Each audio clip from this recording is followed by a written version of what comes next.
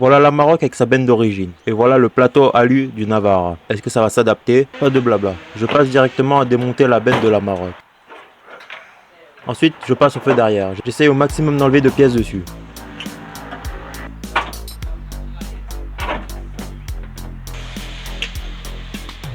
Après, je m'attaque à enlever le pare-choc à l'arrière. Ce marchepied, et il faut déclipser le plastique supérieur, il cache les 4 dernières vis qui maintiennent le pare-choc. Mais avant ça, je vais enlever la plaque d'immatriculation. Mais avec beaucoup de tentatives, je n'arrive pas à l'enlever et bien coller.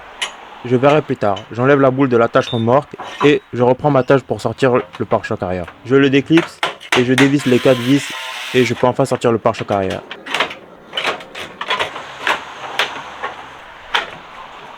Et bien évidemment, j'ai oublié de débrancher le connecteur des capteurs. Et je note tous les connecteurs et ensuite je fais l'attache remorque. Je dévisse et je le fais descendre. Après ça, je passe à la trappe et à la goulotte de gasoil. Et j'enlève les garde-boue. Et je l'enlève de l'autre côté aussi. Je déclic les tuyaux de frein en main et je déconnecte tout ce qui est resté sur la benne, que je dévisse les boulons qui maintiennent la benne et ça bouge. Mais en attendant les renforts pour la bouger, je vais continuer à l'alléger. Je vais enlever les barres qui sont sur la benne. Et le renfort sont venus, on sort la benne. Et cette benne est enfin dehors. Je passe au plateau de la Navara. Mais avant, faut que j'enlève les box.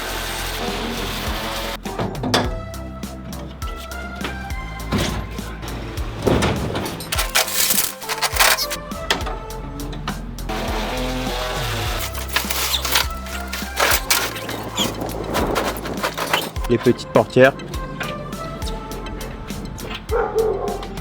et cette barre à l'arrière.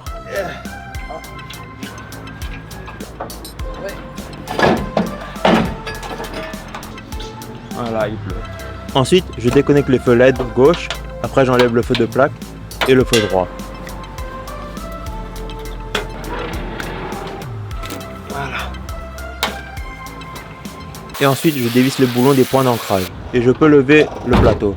La pluie. Et comme d'habitude, j'attends les renforts pour la déplacer. Avant que j'oublie, je vais enlever le support de la goulotte de gasoil. Après, ces garde-boue, car je ne pense pas qu'ils vont s'aligner sur la Maroc.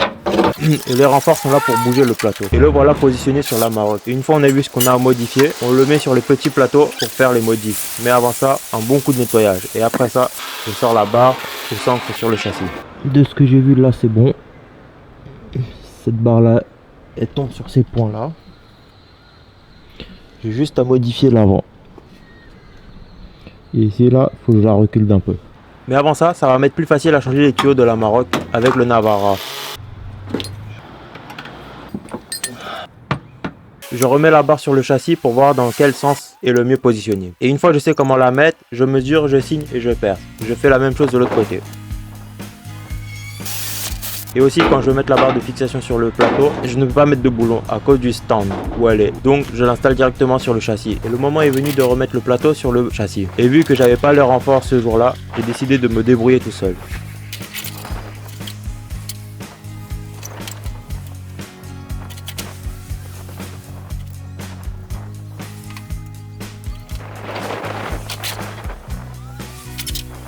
Et le voilà dessus.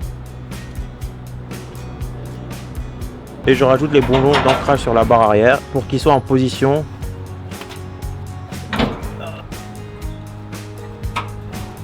Je fixe la barre avant sur le plateau et là je peux commencer à positionner le plateau pour qu'il soit centré. Et dès que c'est bon, je visse sur le plateau. Ensuite, j'attaque à mettre les garde-boue et de l'autre côté, je mets que celui-là de l'avant car je vais faire une fixation pour la goulotte de gasoil.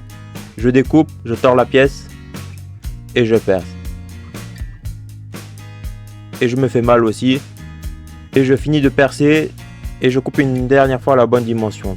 Je l'installe et mets aussi le garde-boue à l'arrière. Et voilà à quoi ça ressemble pour remplir le gasoil. Je sais pas si je vais laisser comme ça au final. Et les garde-boue qui au final c'est monté au même niveau que la Navara. Et je peux remettre la barre pour l'attelage et je remets aussi le pare-choc d'origine pour le moment.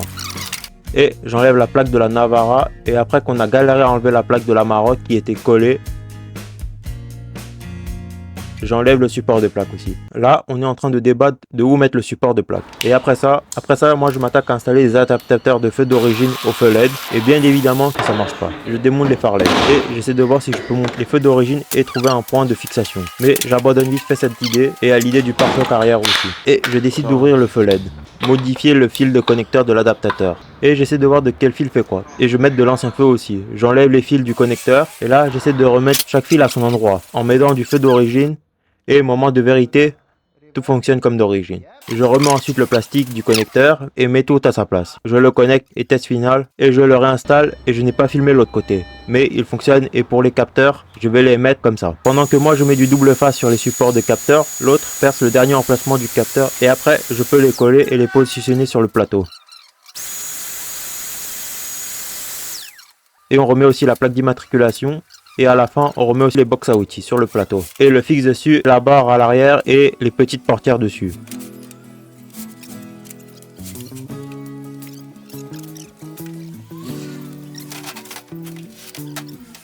Alors, bonne idée ou pas de ce swap? La réponse dans les commentaires. Et si vous voulez voir la suite des projets, vous savez ce qu'il vous reste à faire. Et on se dit à la prochaine.